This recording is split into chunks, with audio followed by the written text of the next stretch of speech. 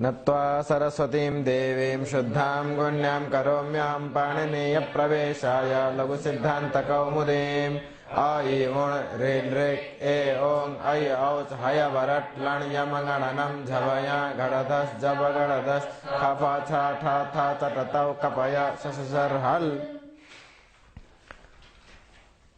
तत्पुरुष समासः। तत्र गतसत्रे अस्माभिः षष्ठी तत्पुरुषः सप्तमी तत्पुरुषश्च दृष्टः। किंच तेन सह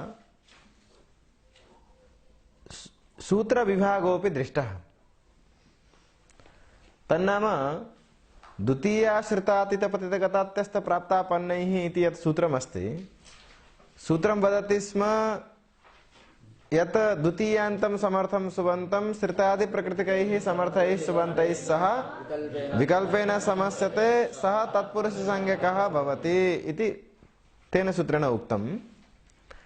तदा श्रितादि प्रकृतिकैः समर्थैः सुबन्तैः सह एव समासः भवति।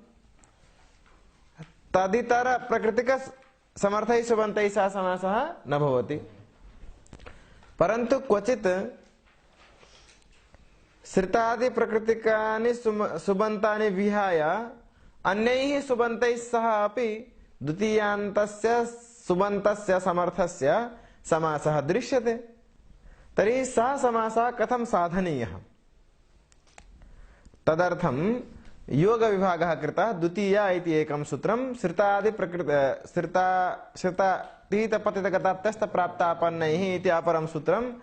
प्रथमसूत्रस्य अर्थः अभूत् द्वितीयान्तं समर्थं सुबन्तं समर्थेन सुबन्तेन सह समस्यते। एवं तृतीयायामपि तृतीयान्तं समर्थं सुबन्तं समर्थेन सुबन्तेन सह, एवं चतुर्थ्यन्तं समर्थं सुबन्तं समर्थेन सुबन्तेन सह, पंचम्यन्तं समर्थं सुबन्तं समर्थेन सुबन्तेन सह, षष्ठ्यन्तं समर्थं सुबन्तं समर्थेन सुबन्तेन सह, सप्तम्यन्तं समर्थं सुबन्तं समर्थेन सुबन्तेन सह इति भवत्येव। पुनः तत्र यद् उक्तं तत्तु अस्ति एव श्रितादि प्रकृतिकैः तृतीयान्तार्थकृत गुणवचनेन इत्यादिकं यदस्ति तदर्थार्थ बलिहित सुखरक्षितैः भयेन सौण्डैः इत्यादिकं तत्र यदस्ति तत्तु अस्ति एव। अयं योग विभागः इष्टप्रयोगाणां साधनाय अस्ति इत्यपि अस्माभिः चर्चितम्। वयं स्वातन्त्र्येण यस्य कस्यापि यत्र कुत्रापि एवं योग विभाग द्वारा समासं कर्तुं वयं न शक्नुमः इत्यपि विचारितम्। अत्र शिष्ट प्रयोगाः अस्माभिः द्रष्टव्याः भवन्ति। बुद्धं वा? नाम अस्माभिः समासः दृष्टः, द्वितीया तत्पुरुष समासः दृष्टः, समास विधायकं शास्त्रं न दृष्टं। स्पष्टं वा? तदपि अस्मादृशैः सामान्यैः जनैः कृतः समासः न, शिष्ट समासः। अस्माकं शिष्टैः आचार्यैः कृतः प्रयोगः यदि अस्माभिः दृष्टः तर्हि तस्य प्रयोगस्य साधनाय अयं प्रयोगः शुद्धः समीचीनः इति वक्तुम् अयं योग विभागः अस्ति। अत्र अस्माकं स्वातन्त्र्यं न भवति। स्पष्टं वा? इति एकः विषयः अस्माभिः चर्चितः। इदानीं द्रष्टव्यमस्ति, तत्र अवधानं कुर्मः। द्वितीया तत्पुरुषः, तृतीया तत्पुरुषः, चतुर्थी तत्पुरुषः, पंचमी तत्पुरुषः, षष्ठी तत्पुरुषः, सप्तमी तत्पुरुषः। तत्र सर्वत्रापि वयं किं पश्यामः? यदा अलौकिक विग्रहं कुर्मः तदा ज्ञानं भवति। द्वितीया तत्पुरुषस्य एकम् उदाहरणं स्वीकुर्मः, कृष्णश्रितः इति। तर्हि कृष्ण अं श्रित सु इति स्थितिः अस्ति। कृष्ण अं श्रित सु, तर्हि अत्र पूर्वस्मिन् पदे पूर्वपदे अम् इति विभक्तिः अस्ति, अं प्रत्ययः अस्ति। उत्तरस्मिन् पदे सु प्रत्ययः अस्ति। अत्र द्वितीया तत्र तृतीया। यदा तृतीया तत्पुरुषं कुर्मः तर्हि पूर्वपदं तृतीयान्तं भवति, उत्तरपदं प्रथमान्तं भवति। चतुर्थी तत्पुरुषं कुर्मश्चेत् पूर्वपदं चतुर्थ्यन्तम्, उत्तरपदं प्रथमान्तं। पंचमी तत्पुरुषे किं भवति? पूर्वपदं पंचम्यन्तं, उत्तरपदं प्रथमान्तं।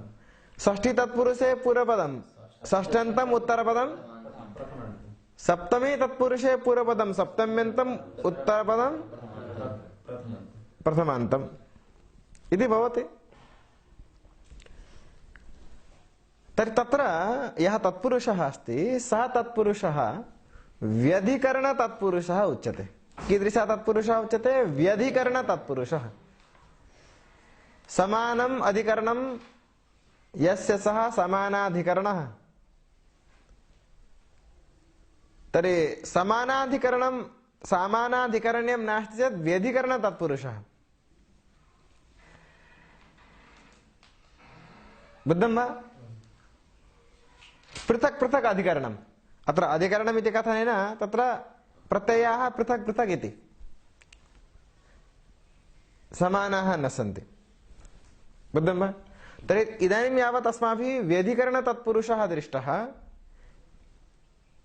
इदानीं समानाधिकरणः तत्पुरुषः आरभ्यते। नाम पूर्वस्मिन् पदे या विभक्तिः उत्तरस्मिन् पदे अपि सा एव विभक्तिः भविष्यति। स्पष्टं? तत्र प्रथमं नियमसूत्रम् आगतं दिक्सङ्ख्ये संज्ञायाम् इति सूत्रम्। किं सूत्रमस्ति? दिक्सङ्ख्ये संज्ञायाम्।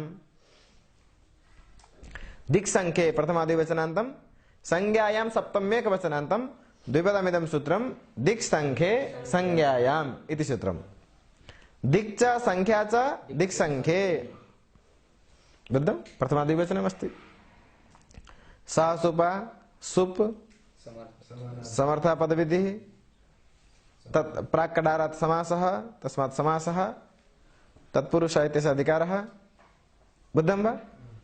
तर्हि अर्थः इदानीं भविष्यति दिग्वाचकं संख्यावाचकं च समर्थं सुबन्तं समर्थेन सुबन्तेन सह समस्यते सः तत्पुरुष संज्ञकः भवति इति।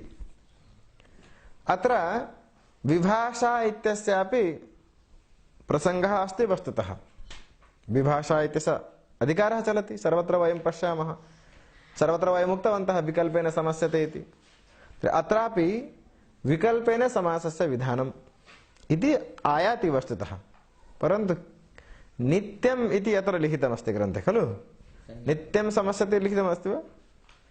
वृत्तौ नास्ति। अस्तु अस्तु, तर्हि ततः परम् अस्तु नित्यम् अत्र एवमस्ति। अयं नित्यसमासः। अयं कीदृशः समासः? नित्यसमासः। कथमिति अवगच्छामः। तत्र दिग्वाचकं समर्थं सुबन्तं संख्यावाचकं समर्थं सुबन्तं। अच्छा, अनुवृत्तिः इतोपि अस्ति। पूर्वकालैक सर्वजरत् पुराण नवकेवलाः समानाधिकरणेन इत्यपि एकं सूत्रम् अस्ति। तस्मात् समानाधिकरणेन इत्यस्य अनुवृत्तिः अस्ति।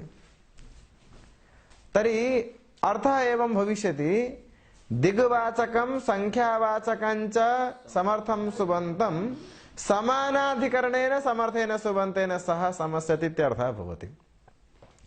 वयमत्र चिन्तयामः दिग्वाचकं समर्थं सुबन्तं संख्यावाचकं च समर्थं सुबन्तं समानाधिकरणेन समर्थेन सह समस्यते संज्ञायां गम्यमानायाम् इत्यादिकं वदामः। तर्हि अत्र एवम् उच्यते संज्ञायां गम्यमानायाम् अथवा संज्ञायाम् अगम्यमानायाम् उभयथा अपि तत्र विशेषणं विशेष्येण बहुलम् इति सूत्रेण समासस्य प्राप्तिः अस्ति एव। स्पष्टं वा? तर्हि विशेषणं विशेष्येण बहुलम् इति सूत्रेणेव तत्र समासस्य प्राप्तिः अस्ति। तर्हि पुनः पृथक्तया अनेन समासः किमर्थं क्रियते? तर्हि सिद्धे सति आरभ्यमाणो विधि नियमाय कल्पते। तर्हि नियमाय अस्ति। कः नियमः इति चेत् दिग्वाचकं संख्यावाचकं च समर्थं सुबन्तं समानाधिकरणेन समर्थेन सुबन्तेन सह संज्ञायामेव समस्यते। सः तत्पुरुष संज्ञकः भवति। कुत्र समस्यते? संज्ञायामेव। स्पष्टं वा? तर्हि संज्ञायाम् एव समस्यते इति वक्तुम् अत्र नियमसूत्रम्। स्पष्टं वा? तर्हि यदा संज्ञा भवति संज्ञायाः विग्रहः सामान्यतया न भवति। स्पष्टं वा? विग्रहः न भवति। यथा सरोजः इति कस्यचित् नाम भवति न वा लोके, तर्हि तस्य कृते सरसि जातः इति विग्रहः भवति वा? सरसि सः तु न जायते। तर्हि संज्ञानां सामान्यतया विग्रहः न भवति। विग्रहेण तं दर्शयितुं न शक्नुमः। स्पष्टं वा?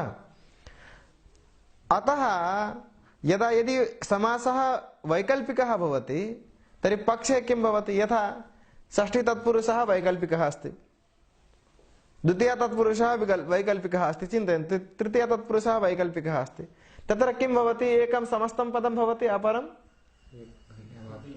विग्रहवाक्यमेव तिष्ठति। तर्हि राजपुरुषः अपि वक्तुं शक्यते, राज्ञः पुरुषः इत्यपि वक्तुं शक्यते।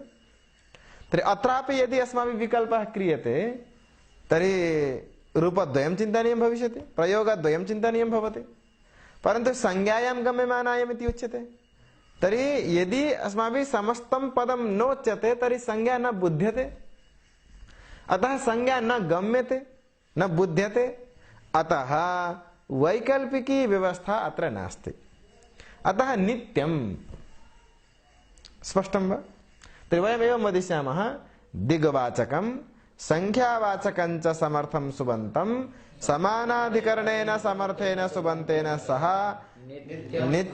संज्ञायाम् एव नित्यं समस्यते, अथवा संज्ञायाम् एव समस्यते इति कथनेन नित्यं बुध्यते अस्माभिः। तर्हि संज्ञायाम् एव समस्यते, सः तत्पुरुष संज्ञकः भवति। इदानीम् अर्थं वदामः, सम्पूर्णः अर्थः अभूत्। दिग्वाचकं संख्यावाचकं च समर्थं सुबन्तं समानाधिकरणेन समर्थेन सुबन्तेन सह संज्ञायाम् एव समस्यते, सः तत्पुरुष संज्ञकः भवति इत्यर्थः अभूत्। स्पष्टम्? उदाहरणं दत्तं, पूर्वेषु कामसमी। पूर्वेषु कामसमी इति कस्यचित् स्थानविशेषस्य नाम अस्ति। प्राचीनकाले किञ्चन स्थानं स्यात्, यस्य स्थानस्य नाम पूर्वेषु कामसमी इति अस्ति। नाम अस्ति, संज्ञा अस्ति। अतः वयं यद्यपि विग्रहं दर्शयितुमपि न शक्नुमः, पूर्वाच असौ इषु कामसमी च इति यद्यपि वदामः वयं, परन्तु वस्तुतः अयं विग्रहः न, यतः विग्रहः भवितुं न शक्नोति। तथापि समासप्रदर्शनाय एवम् अस्माभिः व्यवहारः क्रियते। स्पष्टं वा? तदा पूर्वाच असौ इषु कामसमी च इति विग्रहं कृत्वा अलौकिकः विग्रहः पूर्वासु इषु कामसमी सु इति स्थितिः। तर्हि पूर्वस्मिन् पदे अपि सु, उत्तरस्मिन् पदे अपि सु, अतः अयं समानाधिकरणः तत्पुरुषः अस्ति। दिक्संख्ये संज्ञायाम् इति नियमेन अत्र समासः अभूत्। समासानन्तरं प्रातिपदिकसंज्ञा, विभक्तिलोपः, उपसर्जनसंज्ञा, पूर्वप्रयोगः। तर्हि समासविधायकं शास्त्रं दिक्संख्ये संज्ञायाम् इति चिन्तयामः। तत्र प्रथमानिर्दिष्टं पदं दिक्संख्ये, तद्बोध्यं लक्ष्यस्थं पदं पूर्वा, तस्य उपसर्जनसंज्ञा पूर्वप्रयोगः। तर्हि पूर्वा इषु कामसमी इति स्थितिः अभूत्। अग्रे वयं वार्तिकं पठिष्यामः। अग्रिमे सूत्रे एव सर्वनाम्नो वृत्तिमात्रे पुंवद्भावः। किं पठिष्यामः? सर्वनाम्नो वृत्तिमात्रे, तेन अत्र पुंवद्भावः भविष्यति वृत्तिमात्रे। वृत्तिमात्रे कथनेन तत्र वयं यद्यपि विवरणं कुर्मः, कृत्तद्धित समासैक शेष सनाद्यन्त धातुरूपाः पञ्चवृत्तयः सन्ति।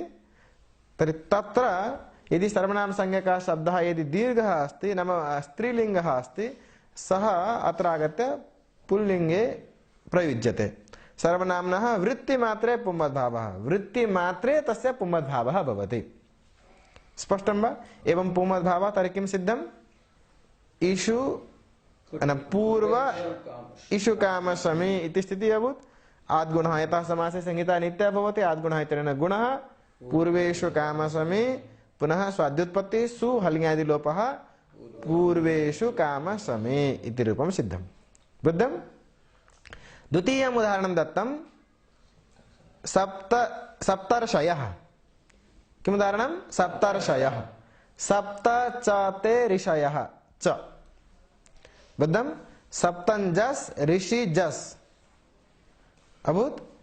ततः परं समासः प्रातिपदिकसंज्ञा विभक्तिलोपः उपसर्जनसंज्ञा पूर्वप्रयोगः नकारलोपः।